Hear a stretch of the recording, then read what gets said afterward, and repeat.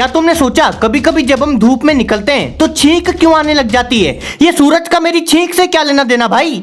देखो, हमारे फेस पे एक नसों का नेटवर्क होता है जिसे ट्राइजेमिनल नर्व बोलते हैं। तो अब जब भी कोई आलतू फालतू चीज हमारी नाक में घुसती है, ये ट्राइजेमिनल नर्व ब्रेन को सिग्नल भेजती है और ब्रेन बोलता है छींको, इतनी जोर से छींको कि भूकंप आ जाए और वो आलतू फालतू चीज बाहर निकल जाए। अब इसी ट्राइजेमिनल नर्व के बिल्कुल पास में से होके निकलती है एक और नर्व जिसे ऑप्टिक नर्व बोलते हैं। ये आंख से सिग्नल लेके ब्रेन को पहुंचाती है कि हमने क्या देखा। पर किसी किसी इंसान में ये ऑप्टिक नर्व बहुत सेंसिटिव होती है, तो जैसे ही वो एकदम से कोई ब्राइट लाइट देखते हैं, ऑप्टिक नर्व से कुछ सिग्नल ट्राइजेमिनल नर्व में चले जाते हैं और ब्रेन को लगता है नाक में कुछ घुस गया, तो छींको, इतनी जोर से छींको कि भूकंप आ जाए।